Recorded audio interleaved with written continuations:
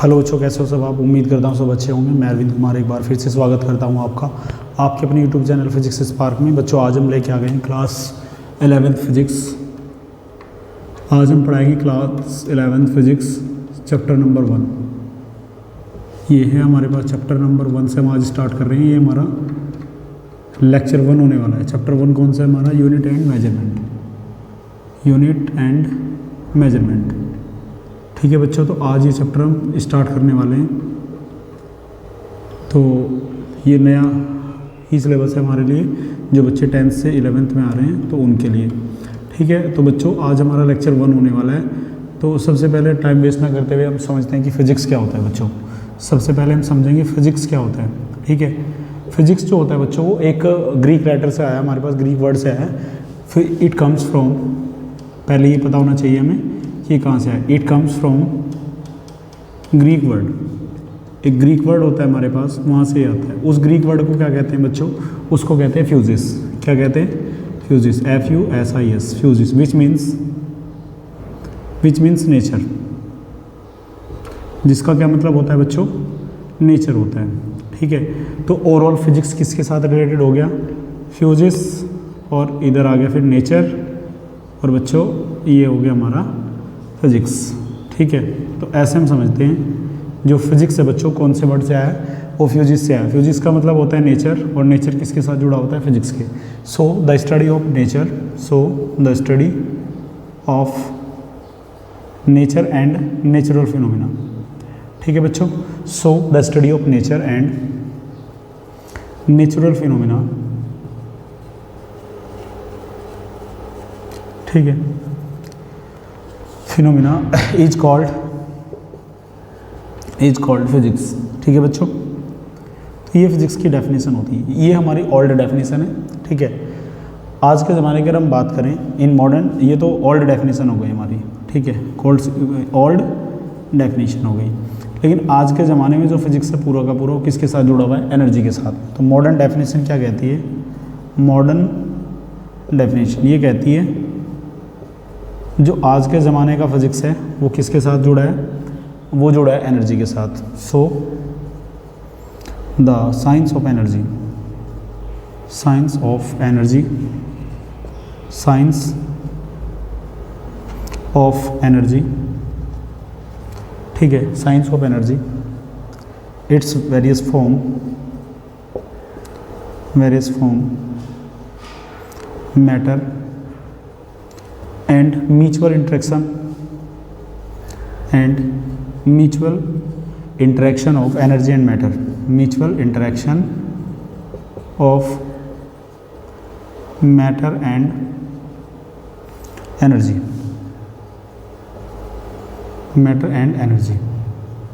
is known as science,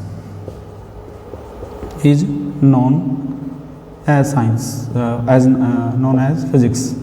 तो बच्चों आज के ज़माने में जो फिज़िक्स है वो क्या है? एनर्जी से रिलेटेड है, पूरा एनर्जी और मैटर के साथ रिलेटेड है। इसका मतलब ये हुआ कि एनर्जी और मैटर के इंटरेक्शन को स्टडी कराता है फिजिक्स, ठीक है। उम्मीद करता हूँ बच्चों यहाँ तक आपको समझ में आ गई। ये चीज़ें नोट कर लीजिए आप, फिर आगे चलते हैं। कर लिया नोट? चलिए आगे चलते हैं। अब हम बच्चों बात कर लेते हैं जो हमारे पास नेक्स्ट है कि फ़िज़िकल क्वांटिटीज़ क्या होती हैं, ठीक है। फिजिक्स में सबसे पहला आता है फिज़िकल क्वांटिटीज़, ठीक है बच्चों। क्या आता है? Physical quantities. तो बच्चों फिज़िकल क्वांटिटीज़ क्या होती हैं उसको समझना है थोड़ा सा हमें। ऐसी क्वांटिटी होती है जिनको आप मेजर कर सकते हो। द क्वांटिटीज़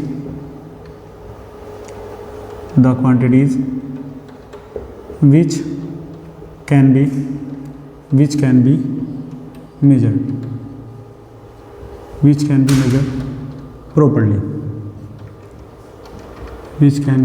properly, जिनको हम प्रॉपर मेजर कर सकते हैं आर कॉल्ड फिजिकल क्वांटिटीज़,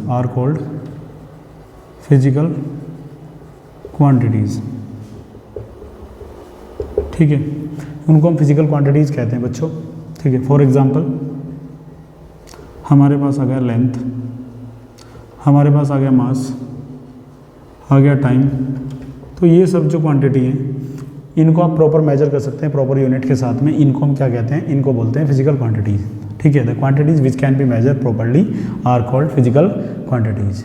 जैसे आपका स्पीड हो गया है ना, जैसे आपका फोर्स हो गया, जिन चीज़ों को आप मेजर कर सकते हैं एटसेट्रा, वो सब क्या होती हैं, उनको बोलते हैं हम फिजिकल क्वांटिटी। आ गया समझ? तो इनमें कौन सी फिजिकल क्वांटिटी नहीं है? जैसे हम बात करें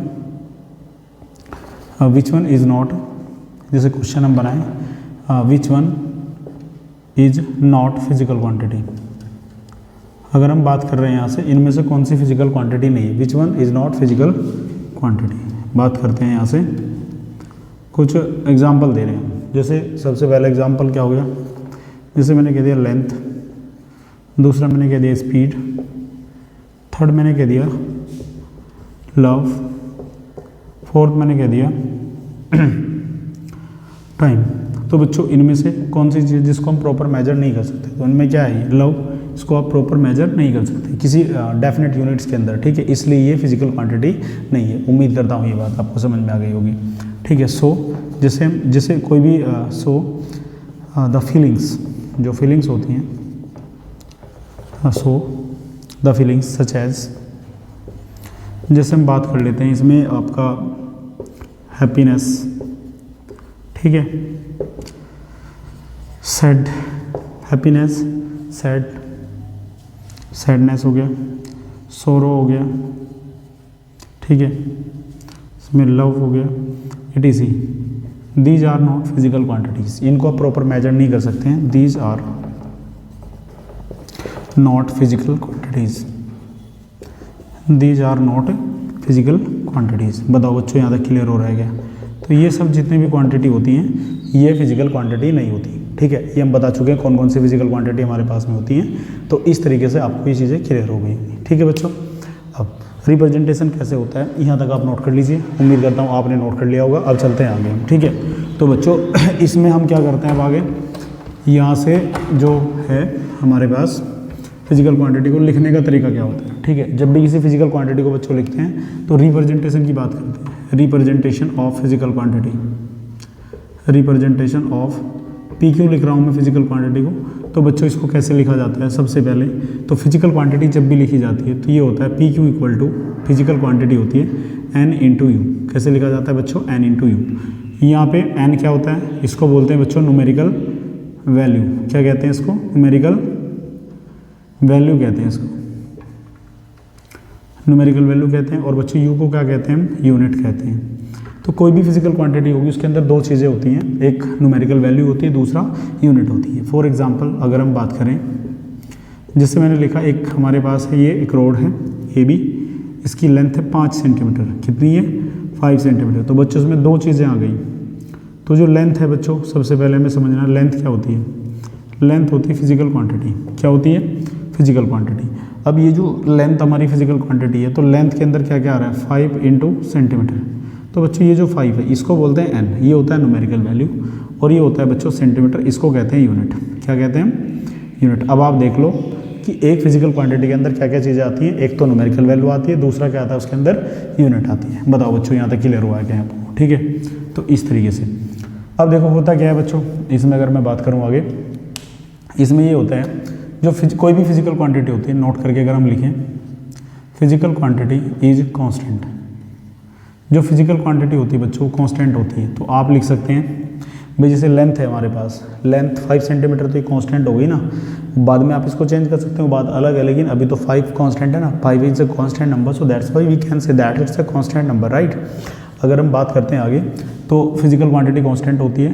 तो मैंने अभी क्या लिखा है, पी क्यू इक्वल टू होता है एन इंटू यू। तो बच्चों ये पी क्यू क्या हो गया, कांस्टेंट, ठीक है। जब ये कांस्टेंट हो जाएगा तो इक्वल टू एन यू आ जाएगा, तो एन यू की वैल्यू आ गई बच्चों कांस्टेंट। इसका मतलब ये हो गया बच्चों कि एन यू जो है वो कांस्टेंट हो गया। एन यू कांस्टेंट होने का मतलब क्या होगा, 1/u। जब भी अगर ये प्रोपोर्शनलिटी मैंने हटाया तो यहाँ पे कांस्टेंट लगाना पड़ा होगा। इसका मतलब क्या हुआ बच्चों, इसका मतलब ये हुआ अगर न्यूमेरिकल वैल्यू ज़्यादा होगी किसी फिजिकल क्वांटिटी की तो उसका यूनिट क्या होगा बच्चों, कम होगा। अगर यूनिट ज़्यादा होगी तो वहाँ पे न्यूमेरिकल वैल्यू बच्चों कम हो जाएगी, ठीक है।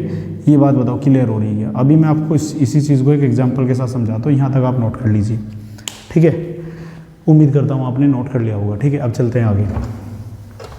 देखो बच्चों अब इसको कैसे करना है यहाँ पे आगे, यहाँ से देखिएगा मैंने बताया जैसे मेरे पास में ये वाला एक रोड है, ये वाली AB, इसका लेंथ है 1 मीटर, लेट से कितना 1 मीटर, ठीक है। अगर मैं इसको सेंटीमीटर में लिखता हूँ तो मैं क्या लिखूँगा 100 सेंटीमीटर, ठीक है बच्चों। आप देख पा रहे हैं ये 1 मीटर है, ये 100 सेंटीमीटर है, राइट। ऊपर आप देख रहे हैं कि जैसे 1 मीटर मैंने लिखा है, ये लिखा है 1 मीटर, है ना। आपको पता है बच्चों 1 मीटर में कितने सेंटीमीटर होते हैं 100 सेंटीमीटर, ठीक है।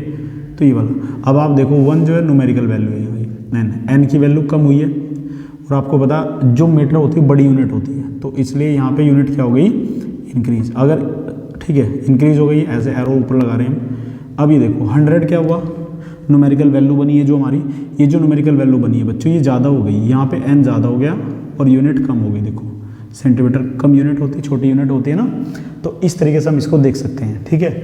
जहाँ पर न्यूमेरिकल वैल्यू ज़्यादा होगी बच्चों या न्यूमेरिकल वैल्यू कम होगी वहाँ यूनिट ज़्यादा हो जाएगी, बड़ी यूनिट हो जाएगी, और जहाँ पर न्यूमेरिकल वैल्यू ज़्यादा होगी वहाँ पे यूनिट कम हो जाएगी। बताओ ये बात क्लियर हो रही है? तो इस तरीके से हम बच्चों को समझ सकते हैं। और एग्जाम्पल हम लेते हैं, जैसे हमने लिखा कहीं पे एक बॉक्स है, ये सपोज दैट ये हमारे पास एक बॉल है, इसका मास है लेट से 5 kg। कितना है बच्चों 5 kg।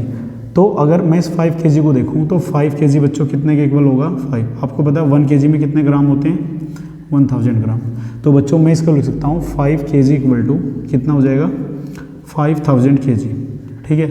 ये बात बताओ क्लियर हो रही है आपको? आ रहा है समझ यहाँ तक? बिल्कुल आ रहा होगा बच्चों। ये n हो गया, ये u हो गया, ये n हो गया, ये u हो गया। यहाँ पे आप देख रहे हैं, यहाँ पे आप देख पा रहे हैं कि न्यूमेरिकल वैल्यू कम है। यहाँ पे क्या है न्यूमेरिकल वैल्यू छोटी है 5 है, यहाँ पे न्यूमेरिकल वैल्यू कम है, तो इसका मतलब यूनिट बड़ी होगी। देखो यूनिट बड़ी है, kg बड़ी यूनिट होती है। यहाँ न्यूमेरिकल वैल्यू ज़्यादा हो गई है, एरो ऊपर लगा दिया मैंने यूनिट, ठीक है।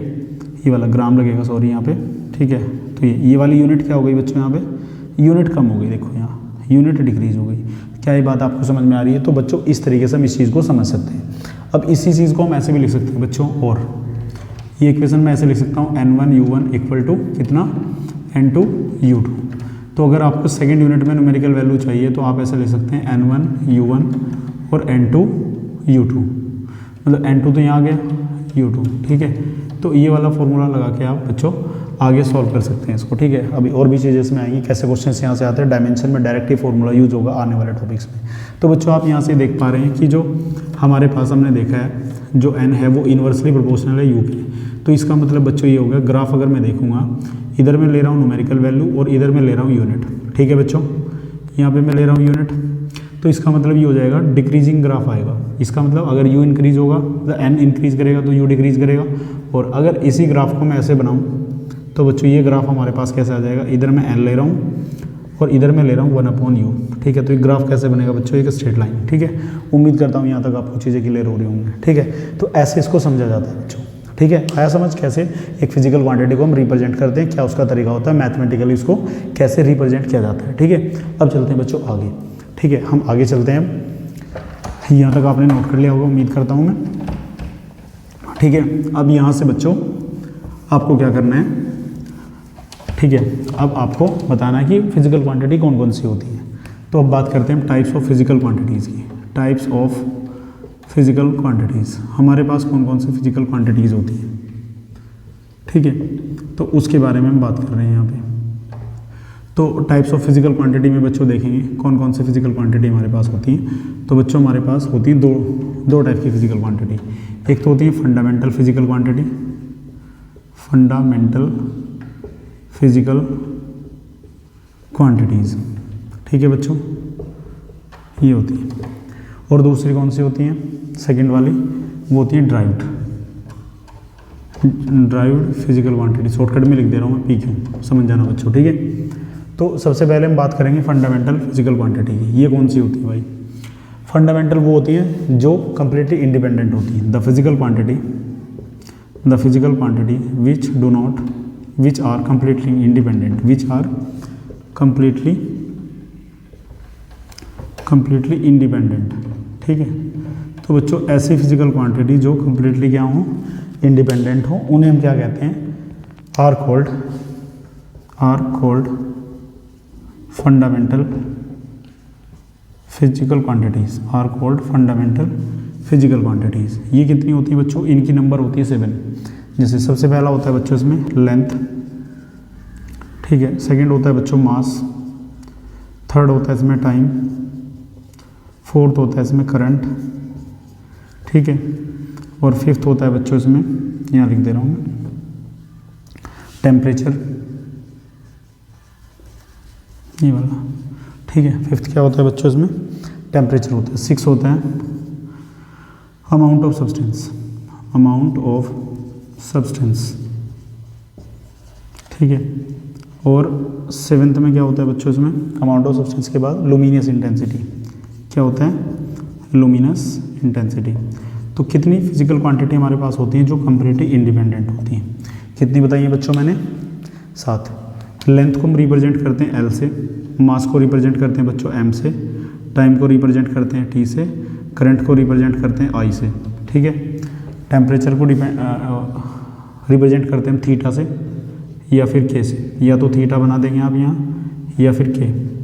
अमाउंट ऑफ सब्सटेंस को म्यू, ठीक है। ये हमारे पास इंटेंसिटी होती है, इसको भी कैपिटल I से लिखा जाता है। ये करंट आप स्मॉल I भी कर सकते हैं यहाँ पे। तो इस तरीके से हमारे पास कितनी फिजिकल क्वांटिटी हुई बच्चों, 7 फिजिकल फंडामेंटल क्वांटिटीज़ होती हैं हमारे पास। ये कम्प्लीटली इंडिपेंडेंट होती हैं, इनको आप चेंज नहीं कर सकते, जैसी हैं ये वैसी ही रहेंगी, इनको चेंज नहीं किया जा सकता है। क्लासिकल फिजिक्स में जो न्यूटोनियन फिजिक्स है उसमें बिल्कुल एज इट इज़ रहेंगी। अगर हम स्पेसिफिक लेवल पे बात करेंगे, ठीक है, माइक्रो लेवल की फिजिक्स पे बात करेंगे, आइंस्टीन की रिलेटिविटी थ्योरी पे हम बात करेंगे, तो वहाँ इनमें चेंज आना शुरू हो जाता है, लेंथ, मास और टाइम में भी। वो कहानी आगे की, उसको हम फिर बाद में कभी डिस्कस करेंगे, ठीक है। अब चलते हैं बच्चों ड्राइव्ड फिजिकल क्वांटिटी। यहाँ तक बताओ आपने क्लियर नोट कर लिया क्या? उम्मीद करता हूँ बच्चों आपने यहाँ तक नोट कर लिया होगा। ये हमारे पास 7 फिजिकल क्वांटिटीज़ होती हैं, ठीक है। अब हम चलते हैं बच्चों आगे इसमें थोड़ा सा। अब यहाँ से हमारे पास आती हैं ड्राइव्ड फिजिकल क्वांटिटीज़। कौन सी? Derived physical quantities. Derived physical quantities shortcut में लिख दे रहा हूँ बच्चों, PQ समझ जाना आप, है ना। तो ड्राइव्ड फिजिकल क्वांटिटी कौन सी होती हैं? The physical quantity which are obtained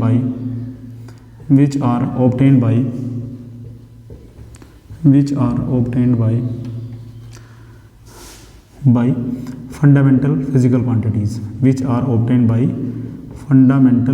quantity, ऐसी क्वांटिटी जो फंडामेंटल फिजिकल क्वांटिटी की हेल्प से बनाई जाती है। The physical quantities which are obtained by fundamental physical quantity are called derived physical quantity. जो मैंने 7 क्वांटिटी आपको बताई उन सबको छोड़ के सब क्या होती हैं? ड्राइव्ड होती हैं, ठीक है। जैसे मैं बात कर लेता हूँ, जैसे हमारे पास हो गया वेलोसिटी, स्पीड हो गया। एग्जाम्पल के लिए हम बात करें, जैसे एरिया होता है, एरिया में दोनों चीज़ें आ जाएंगी, लेंथ इंटू ब्रेथ। वॉल्यूम में लिखूँ तो वॉल्यूम में L into B into H हो जाएगा। मैं लिख रहा हूँ यहाँ पे डेंसिटी क्या होता है बच्चों? मास अपॉन वॉल्यूम, ठीक है। ये सब मैं लिख रहा हूँ। स्पीड क्या होता है बच्चों? डिस्टेंस अपॉन टाइम, ठीक है। मैं लिख रहा हूँ फोर्स क्या होता है? F equal to mass into acceleration. मैं लिख रहा हूँ बच्चों kinetic energy K equal to ½ mv², ठीक है। तो ये सब बच्चों जितनी भी इस तरीके की फिजिकल क्वांटिटी हैं, मैं वर्क लिख रहा हूँ। वर्क क्या होता है बच्चों? FD cos थीटा, है ना, ये वाला। तो ये जितनी भी फिजिकल क्वांटिटी हैं बच्चों, इनको कहते हैं ड्राइव्ड। क्योंकि आप देखो भाई, डिस्टेंस क्या होती है? एक तरीके की लेंथ होती है और टाइम ये होता है। देखो ये लेंथ और टाइम दोनों क्या हैं? फंडामेंटल। तो इन्हीं से बनाया गया है इसको या नहीं बनाया गया? चेक कर सकते हैं आप। कोई भी ड्राइव्ड क्वांटिटी जो भी आप ले रहे हैं वो सब किससे बनी हुई होती हैं? वो फंडामेंटल क्वांटिटी से बनी हुई होती हैं। आ रहा है समझ बच्चों? ठीक है। तो इन चीज़ों को बिल्कुल सिक्वेंसली आप याद रखेंगे। अब बात कर लेते हैं बच्चों हम, एक होती है हमारे पास सप्लीमेंट्री क्वांटिटीज़। कौन सी होती हैं? Supplementary physical quantities. ये कौन कौन सी होती हैं बच्चों? इसमें केवल 2 ही आती है हमारी। कौन कौन सी आती है बच्चों? केवल 2। एक आती है हमारे पास एंगल, ठीक है। एंगल का आपको पता है बच्चों कैसे? जैसे हमारे पास एक ये सर्कल बना दिया हमने, ठीक है। इस सर्कल में अगर आप यहाँ से देखेंगे, ठीक है, ए से अगर बी आप गए हैं, ठीक है, तो बच्चों ये एंगल इंटेंड होगा यहाँ, और इसका रेडियस कितना रहने वाला है? R। तो एंगल क्या होता है? ये आपने पढ़ा है, एंगल होता है theta equal to arc upon radius, ठीक है। तो ये 2 ऐसी फिजिकल क्वांटिटी हैं बच्चों जो ना तो फंडामेंटल है ना ड्राइव्ड है। ये दोनों अलग क्वांटिटी, इनको सप्लीमेंट्री फिजिकल क्वांटिटी कहते हैं। दूसरा होता है बच्चों सॉलिड एंगल। क्या होता है? Solid angle. अब सॉलिड एंगल क्या होता है बच्चों? जैसे हम बात कर लेते हैं, हमारे पास एक ये स्फीयर है, ठीक है, स्फीयर है, इसका एक सेक्शन, इसके देखो ये इसका एक आर्क है ये वाला, तो ये जो आर्क है इसके सेंटर पे कितना एंगल बना रहा है, सपोज दैट ये इसका सेंटर है ये वाला O, इस सेंटर पे कितना एंगल इंटेंड कर रहा है, ठीक है। ये जो है इसकी आर्क ये कितना एंगल इंटेंड कर रही है यहाँ पे, ठीक है, स्फीयर के सेंटर पे।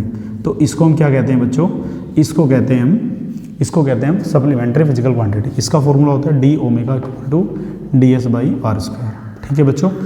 और अगर आप इसको कंप्लीटली सॉल्व करेंगे, r क्या होता है यहाँ पे, रेडियस होता है इसका, ठीक है। आ रहा है बच्चों यहाँ तक समझ में। तो इस तरीके से हमारी फिजिकल क्वांटिटीज़ होती हैं और इसकी जो वैल्यू होती है बच्चों कितनी होती है, 4 पाई होती है। कितनी होती है, 4 पाई। कैसे आती है वो, क्योंकि अगर आप यहाँ पे देखेंगे बच्चों इसका जो सरफेस एरिया होगा वो कितना हो जाएगा, 4 पाई r²/r²। इससे ये कैंसिल होगा तो कितना आ गया, 4 पाई। ऐसे होता है। तो उम्मीद करता हूँ बच्चों आज का लेक्चर आपको समझ में आएगा। तो thank you for watching our videos. अगर आपको हमारा जो वीडियोज़ हैं अच्छी लगती हैं तो चैनल को लाइक शेयर और सब्सक्राइब जरूर करें। Thank you very much once again to all students.